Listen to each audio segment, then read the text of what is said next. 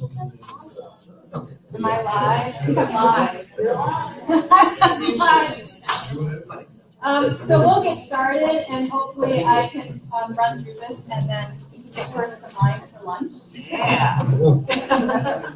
So it's a pleasure to be here. I came here 3 years ago, I think it was during the snowstorm. And I just want to say, I think I found my tribe, you folks and the museum folks. I just feel like I'm a librarian. I hope that's okay that I'm here. But I really feel like I did it.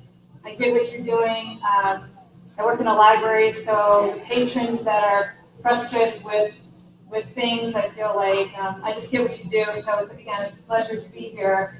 And I'm hoping that maybe I could share a little bit of my world with you, like Kendra said at the beginning, the director of the school. When I went through library school, we were not merging. There was no rubbing of shoulders. In fact, teen librarians did not talk to children's librarians, did not talk to school librarians, even though we were all in the same class path. Now you have IAKM and UX and library. You're all rubbing shoulders. And if I won the lottery, I would go back to school just so I could rub shoulders with everyone and I'll take it all in.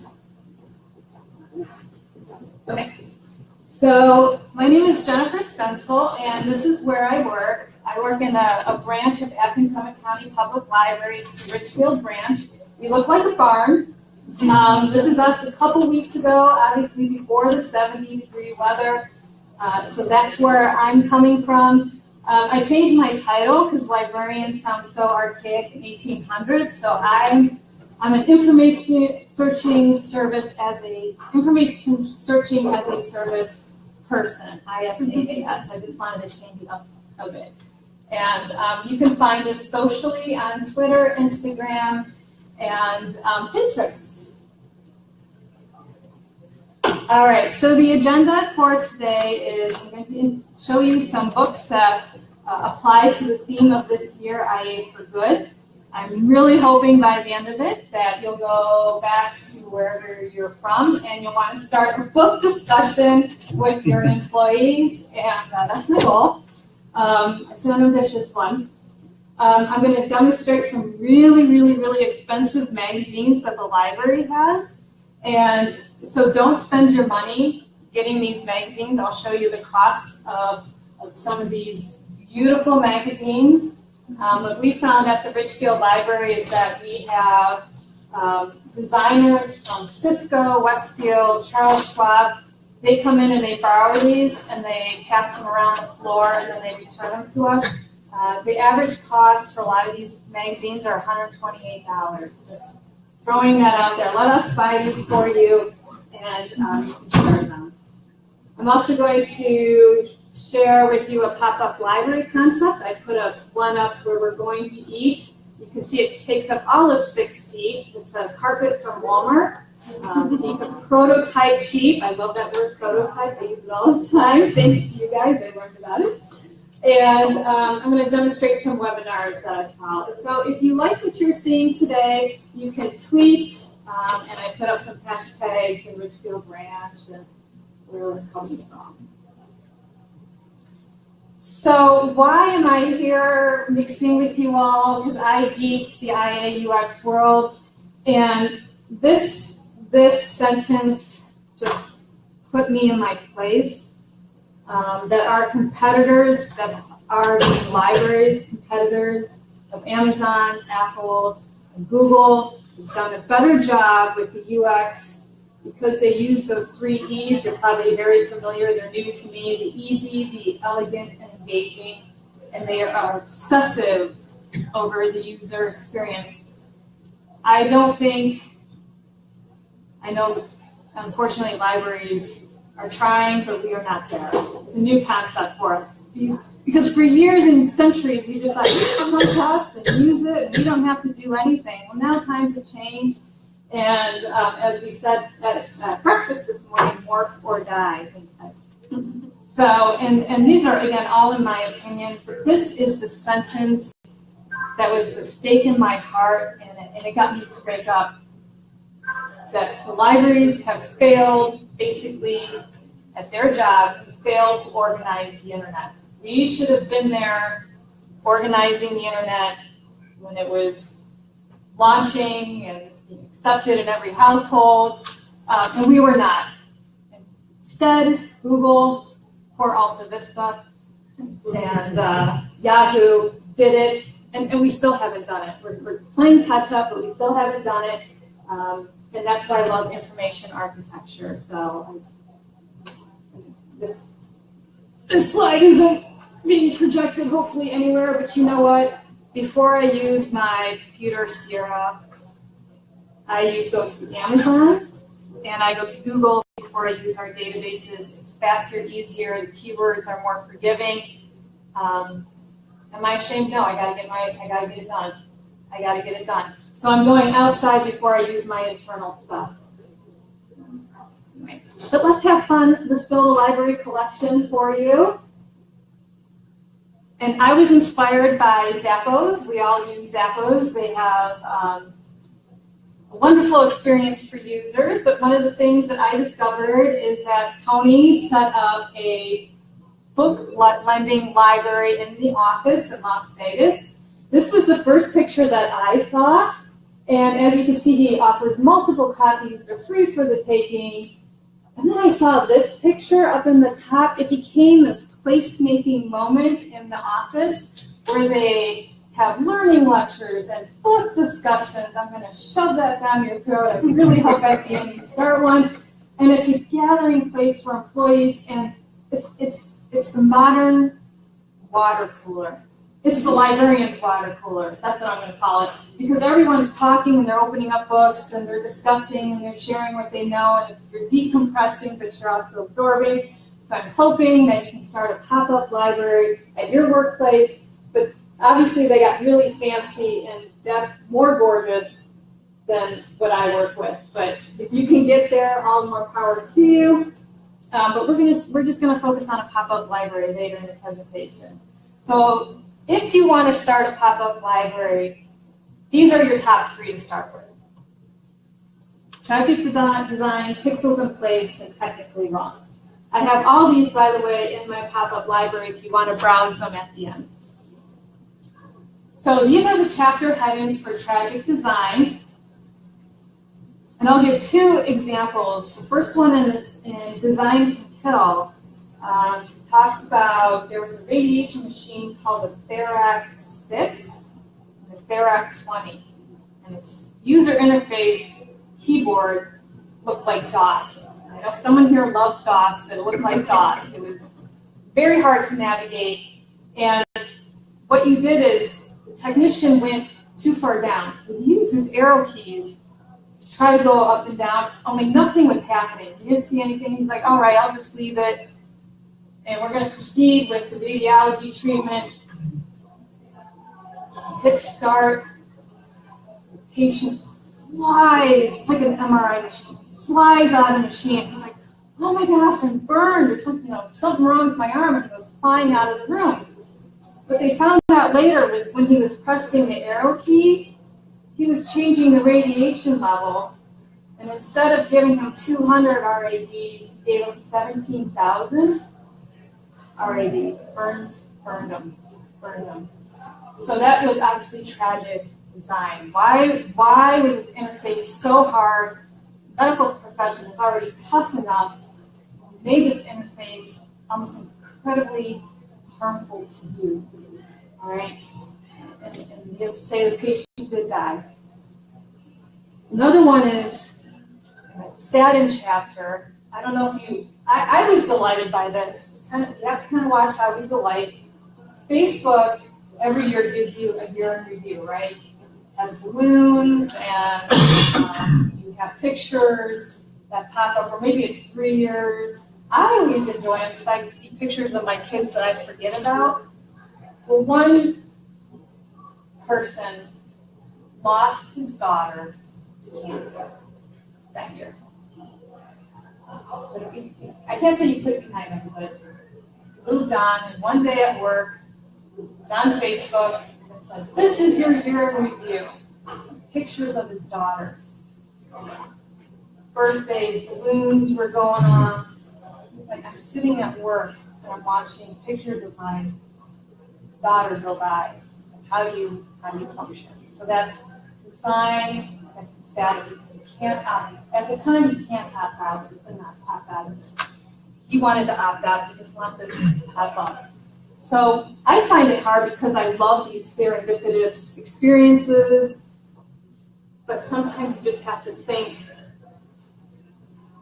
how can we opt out? How is this going to hurt the person? So this is a great, I think that's the #1 book that I would recommend to start a book discussion with. It's Tragic Design. Any questions? Okay. Good. We'll move on.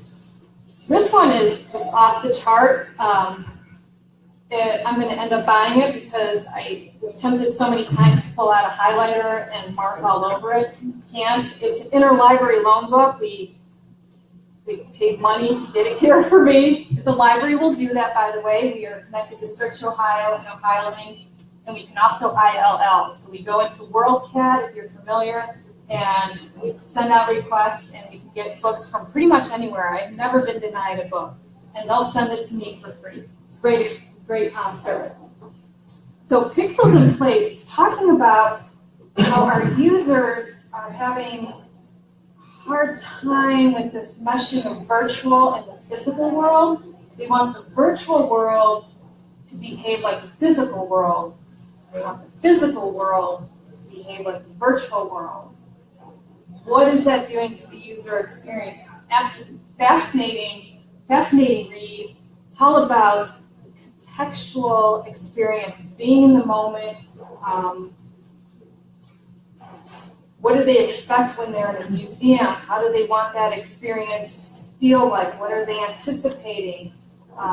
They love how Amazon behaves. How could that be in a museum, or how could that be in a library? And we'll talk about Amazon in a minute. But they're having this hard time, this expectation of the two worlds. They have their ambitious selves, and then they also have their distracted selves in the real world. So the ambitious self is the virtual world. You all have avatars, right?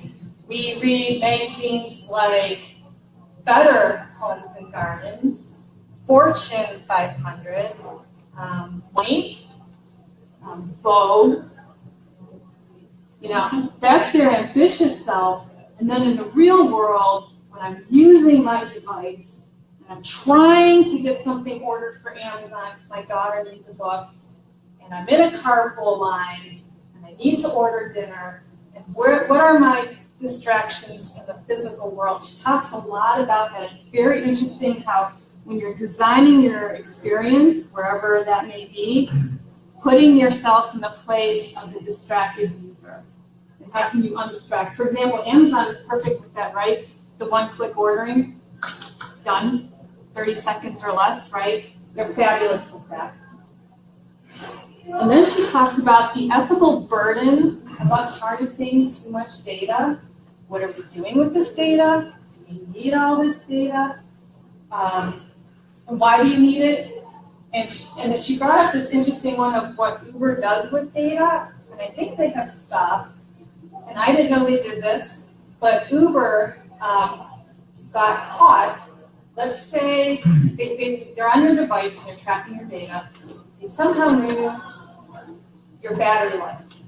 Your battery life was draining. That meant you were in a stressful situation, and that your battery's dying, and you needed to hurry up, and you needed to get this car ordered, to get picked up, to get out of there, because this is your lifeline, right? Well, they would track your battery life, and when they went to go pick you up, they jacked up your fares, because you were considered a rush priority patron. Unbeknownst to me or to you, that's what they were doing with your data. It's tracking your cell phone for your battery life and using it to their advantage. But they got caught. So, and I wanted to go back to the distracted cells, if I may, real quick. There's an Acumen course, plus Acumen, called Marketing to the Bottom of the Pyramid. And the pyramid is Maslow's pyramid. So we're talking about people who are distracted, stressed. We only want basic needs met and how they're risk averse. I love that phrase. It was very interesting to me.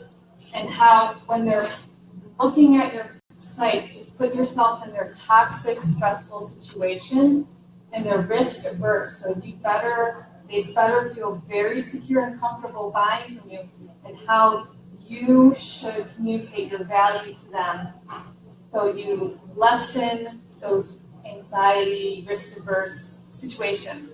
There are many of them in their lives. I encourage you to visit the library, not to make a spectacle, but the bigger the library, the better, in which you're seeing many classes of people in various stages and situations of their lives. Usually they're unemployed, or they're trying to get a job, or they're trying to get something done, or they have kids around, and they're trying to get something ordered.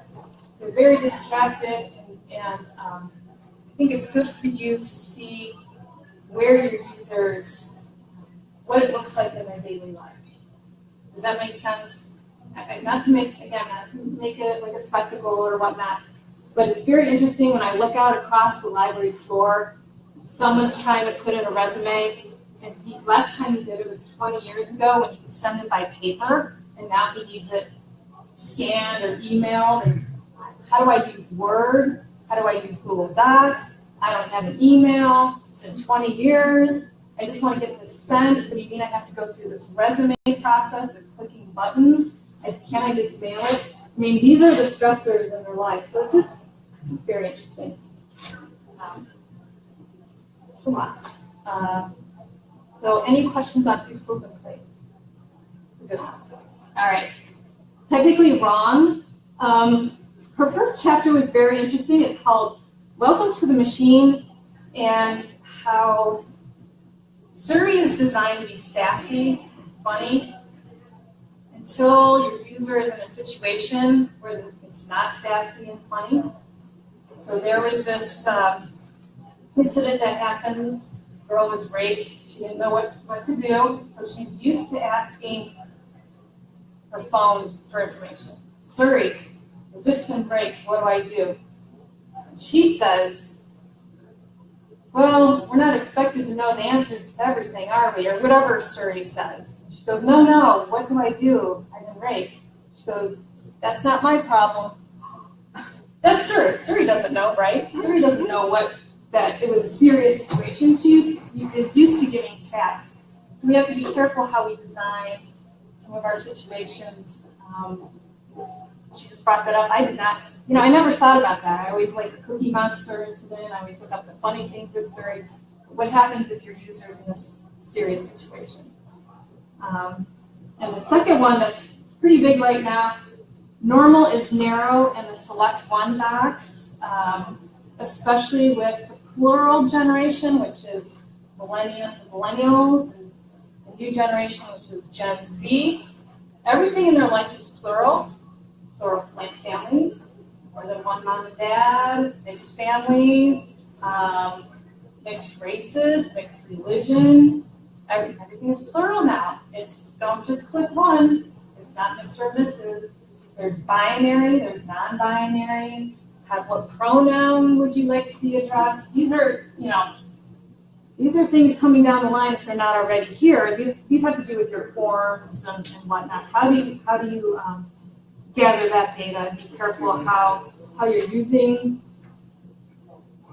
your questions and your text boxes and whatnot.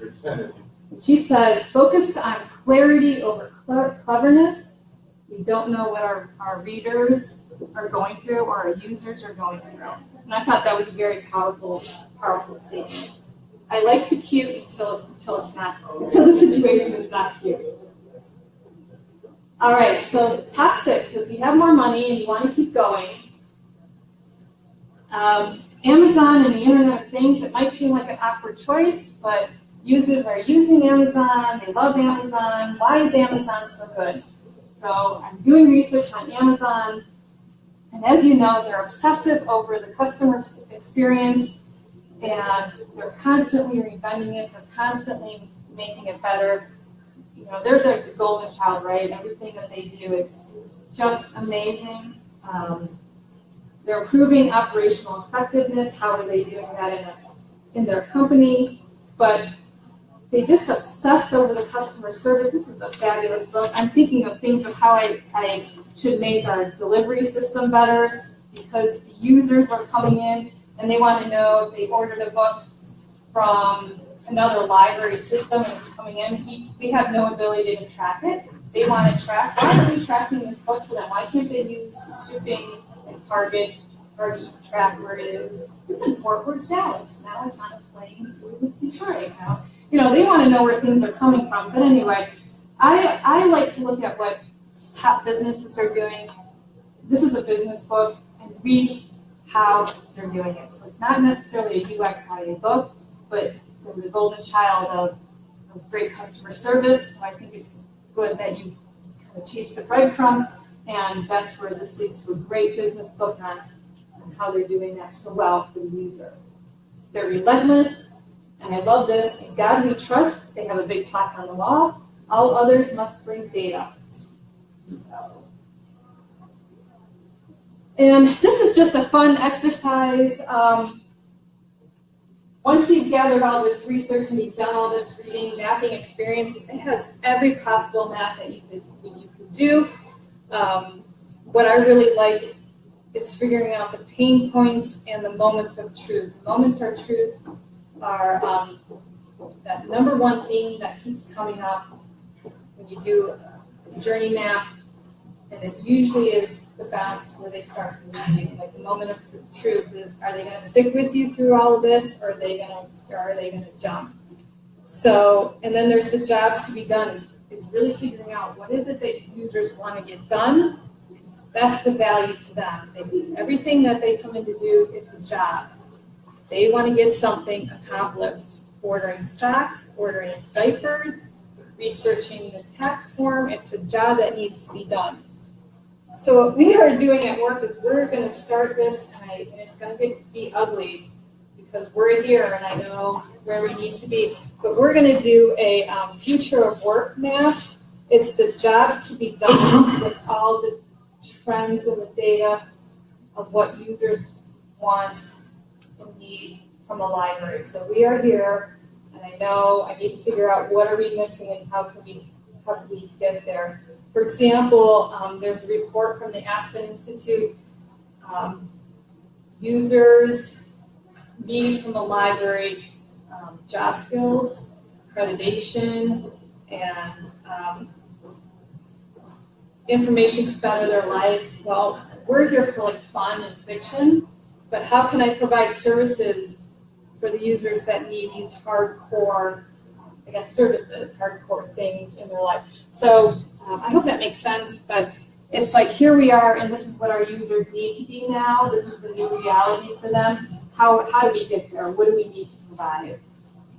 Hope that makes sense. So dig out your Post-its and get a wall in a hallway and start mapping. And the final one, this one's a tough one. This is more for if you're into the Socrates Cafe, if you're into dialogue and discussion and debate. This one's meatier, juicier, and harder to get through. It's set up in a dialogue or an interview, so it's different to read, but I just thought the themes that they had in this book would be good if you wanted to start your own Socrates Cafe. I'm really pushing the boundaries on that one. And start a discussion with your coworkers. Again, a really tough, meaty read. Do that in there. So I'm going to leave with some other fun ones. Whiplash is by Joey Odo, and he's from the MIT lab. This is just what's going on in your users' lives, what are they feeling. We talked about how the world feels like it's speeding up, right? Things are getting faster.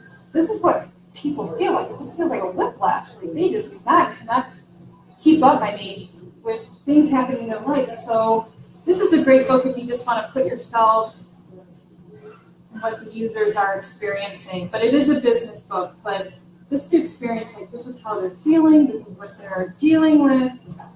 Again, a great discussion book. And Design Thinking for the Greater Good. This is, I could not get this in, but It talks about social issues and user experience design. A lot of healthcare topics and reports are in the greater good. And if you have a chance, I would encourage you to go through the human-centered design. Does anyone practice human-centered design thinking? Yeah. I discovered this, thanks to you folks. And we actually practiced it at our library. I was blown away by the human-centered design, and that's, again, putting yourself in the user experience. I hope I can connect out. But I'll have all of these books listed on Rifle Books. Next. There's a theme for World IA Day for you folks. And if you have any suggestions for me, I will gladly add them to the list.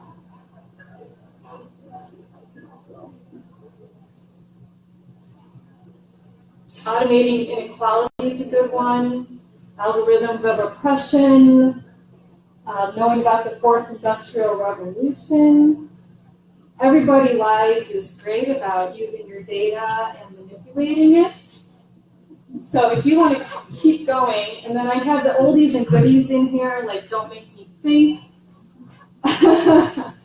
How to Make Sense of Any Mess. Again, Who Can You Trust is a good one. I wish I could just talk all day about books, but we want to go to lunch. So I will gladly add, and I'm going to tweet this on our Twitter feed for today, so you can have it. So again, these are really expensive magazines. Advertising Age, they wouldn't even send it to me. I never got that one, so I replaced it with, that's our main library because it's $140.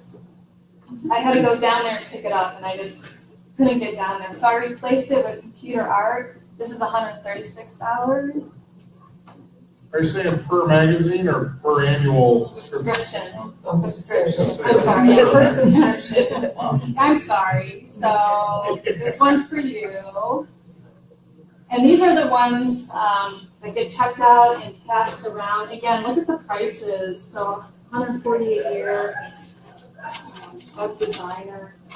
So come to the library and check these out. Real quick, this is our design thinking wall. We did a systems design practice. How many have done system design? It's fabulous. Upriver, downriver. What are the forces at work? What are your users dealing with? It's a great course. It's through Plus of Human, and it's free. And then the IDEO workshop, which is the human-centered design, we did that. When we did our systems and we were going through everything that we're doing, I got really funny. I'm like, it just sounds like we have an identity crisis. And that one, it's just at the epicenter of the circle. It was a joke, but that's how we feel. Like we are launching all these programs. It just feels like we're in an identity crisis right now until we harness and pull everything back in and get clarity. That was just a joke. So, and they're free. And of course, there's TED Talks that are out there. Our Digital Lives is a whole playlist. I love this one. I won't for time. It's called Happy Maps. It's a TED Talk. He works in Boston, and he said one day he couldn't get across the bridge. There was traffic, so he took a different way. And he goes, I'm going down these tree-lined streets, and Google Maps is saying, get off, go this way. And it's trying to divert me to, congestion. And he's like, why aren't we designing experiences for people who want to go off and do something different? I thought that was just an interesting talk. I'm trying to leave it on an upper note here. But it's a fabulous talk about, you could have designed a very serendipitous, I love that word, path for people. So just follow the breadcrumbs. That's what I do. If you get on the topic, I go to Amazon. I hate to say it, I Google it, and I again, it's like a web search. I follow the breadcrumbs. Only I use physical items. I use books, and that's how I build my collection. Here we go. And if you ever are interested in doing a pop-up library, I only bought brought today a mini portion of it, but have fun with it. I got bananagrams and large Connect 4, and there's checkers in the corner. That brings people together. We have VR headsets for people. We put those out. But I also have books and magazines. So I hope you can have fun with the space. I hope you are considering starting a pop-up library in your organization. I would love to be your librarian and curate it for you. If you need any help, just give me a buzz. My contact information, I'll put it at the end here, but you can find me at the Richfield Library, just give me a call. And I'll leave these parting words with you from a book called You Are Not a Gadget, a Manifesto. And I'll let you read it. So, you are not a gadget. Your users are not a gadget. Yeah. So where was the most interactive spot you popped up your library? So far, only the library. We did it out front.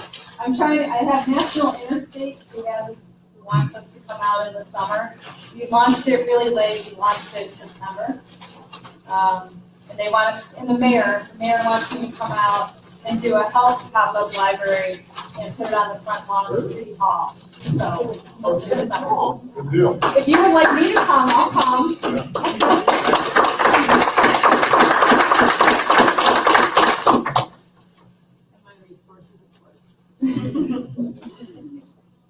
I am not here for copyright infringement. Any questions, or I'll be here all day. Take a look at the library. Thank you. Thank you. Thanks.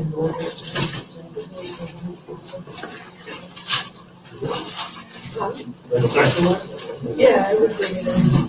And then I had all the digital books I had too. I had to on that. Whatever, Rebecca.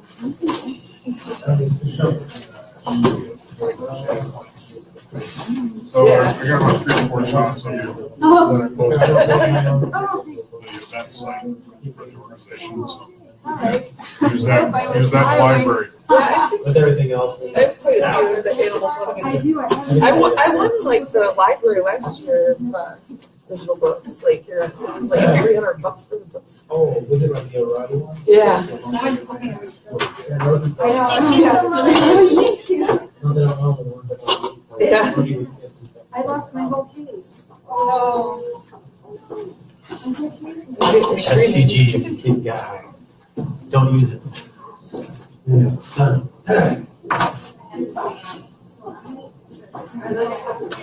Yeah.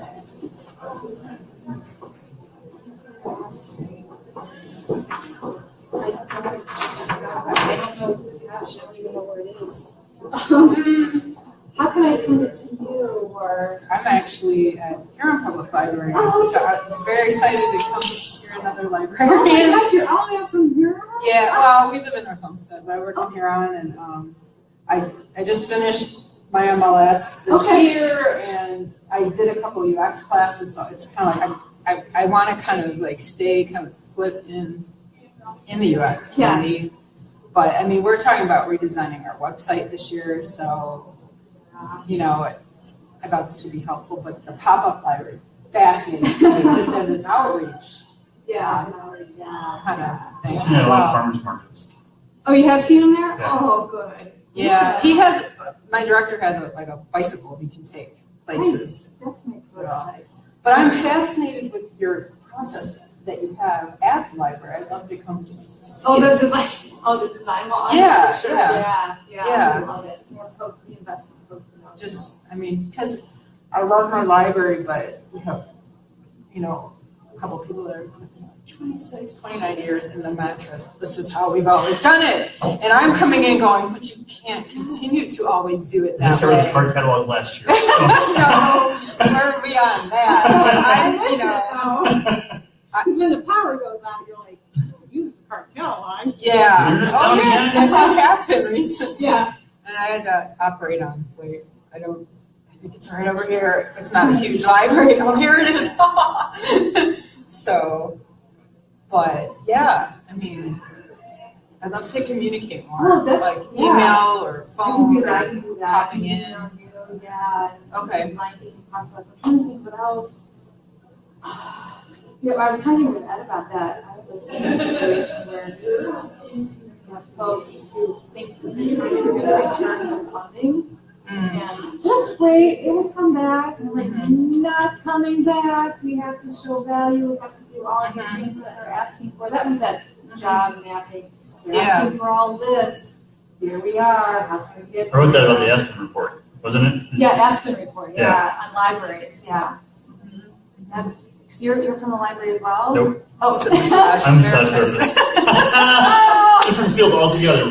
But I'm very much into this because there are too many people in our field that just think that they can do something and just magically have things happen. And they often don't have empathy for the people they work on. They don't know how to build websites. They don't know how to promote and market themselves. They don't know about the processes that are involved out there. The books we're using are 150 years old to massage, and that's kind of where their mentality is. They haven't evolved. They don't know about numbers and using information and things and target your demographics and how to look at. They don't follow this. okay. So I love putting these, but I think it's super helpful for me too. Well, that's what I was trying to convey, like going to the library, that is the empathy side that I wanted to convey, like, this is a perfect spot to watch. And you don't have empathy after watching people struggle. Oh, I told him, long story short, you get a lot of people like, can you help me get into my email? Because they're used to it being on their computer. And I'm used to that. And oftentimes they don't remember passwords. So we try to figure, this guy yesterday didn't even know his email address. So there was kind of a sticking point. And it was sad because it was this situation. He had it written, he had a bunch of stuff written down, but I was like, is this your email address? Is with all these numbers in it? Is that your password? Is it, it was, long story short, but he had signed up for a job. He probably hadn't applied for a job in 20 years. He probably got laid off at the, wherever he was working. And it was sad. And I've helped a lot of people like that. Yeah. This poor guy was beyond help until you have to remember what your email address is. Yeah. Mm-hmm. Yeah. So it would be great. If I could maybe pop in sometime and see this wall, because I want to see like direction we can take our library. Okay, I can send you pictures. Could you? Okay. All right. Down to Richfield and come up. Yeah, we come to Akron. Mhm. But like sometimes I'll have a Or the Friday off. Coliseum or- used to be, only it's not there. Yeah. No, we love Akron. So.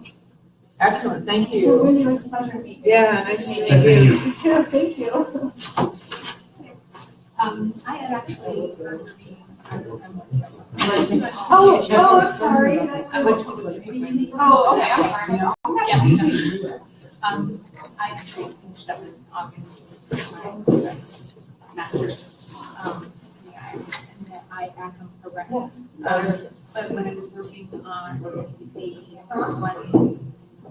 one study and one course dealing with the library system and everything like that, the investment libraries thing, I actually went over to the Northern Hills Library and worked with them, and they had mentioned your name. Oh my gosh.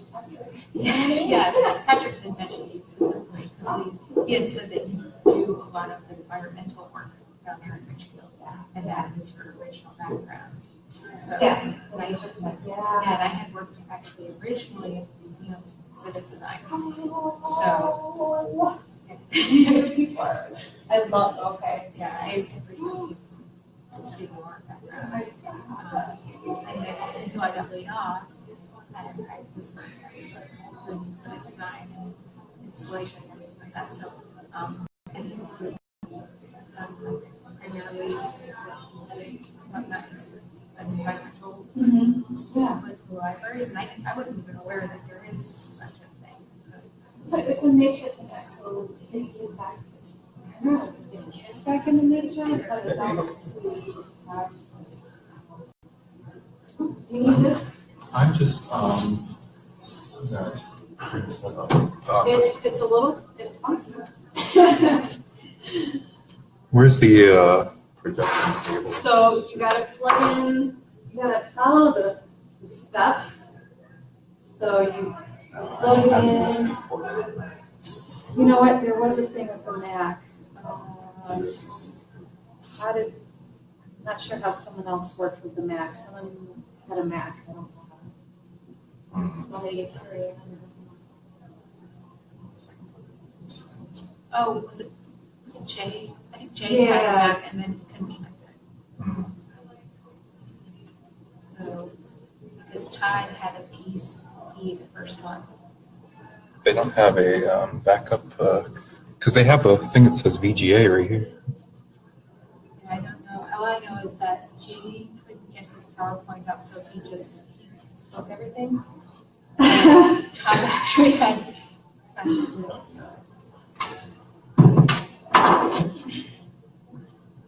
Yeah, so it's nature. We prototyped it, you know, but we reconfigured like our gardens were not being used. We have a reading garden, and our landscaping budget was cut, and it became a really ugly space. And we thought, we need space, so we prototyped tiny garden club gave us stuff. We just packed it together, and when it was used, I took that those pictures and I said we need more and went after grants. And now it's like in all the branches, whether I felt bad whether they wanted them or not. Like, that's not the point. It's like our constituents needed this. But then, you know, Firestorm Park, I guess they needed it. You know, they're saying like, well, we don't really have any, actually they have more need than I do because you're in a landlocked. Yeah, because they have more of their city urban area. And kids aren't experiencing tomatoes and all. The deserts, which I thought was interesting. So that's how but I learned through this user experience and prototyping and seeing some of design. That's how I started it. I started thinking that way. Say after I had actually worked when I got laid off, I was working over at the garden. So I totally understand like garden we used to deal with a lot of the design gardens and the container gardens too. So before that I was working over at Rockfall. So it's like, you know, you did, like you had a lot of cutbacks. I mean, you had a lot of cutbacks originally in 2001. In 2003, you know, you had a lot of layoffs then. Like 8, yeah, 2009 was when I got cut. Okay. So it's like, and being on the OMA board, it was like you just saw a lot of museums dropping. You saw a lot of people dropping from libraries too, so I totally understand. And even within the national park system, we saw a lot of section of parks being closed off, and those haven't opened up again. Those are just completely been shut down. Yeah. And it's sad because, you know, I don't think people truly understand how a lot of museums and gardens and everything like that, they would just run by one person, like the rest was all volunteer. And it's like, you know, we were talking about how desperate like people are right now. I keep going over to the library just this past week. It's like, you know, I myself don't even have internet at home. So it's like, you see people who have full-time jobs with their kids, and it's like swarms of kids after school, and parents are trying to just print out pages and pages of homework, and they're just trying to cram any change in, and they're like scrounging around for change. It's like, you know, I mean, it costs a fortune to upgrade your printers to something so that they can actually, you know, use a debit card or anything like that. And it's like, I wasn't even aware that you could actually like buy a little flash drive, you know, from Verdonia. It's like, oh, I wasn't even thinking about that because I was like, let's do this whole onboarding system for the clinic. And it was like, oh my God, you have an implication of, you know, you can only done for so many hours. But if there's nobody else on, then you can extend by another 15 minutes. But so you're getting out there. Yeah, but if you're in the middle of trying to go through the process of applying for a job and you're panicking, and you're trying to do a test, and you're getting kicked off, and you're seeing this pop up. It's a nightmare. It's horrible.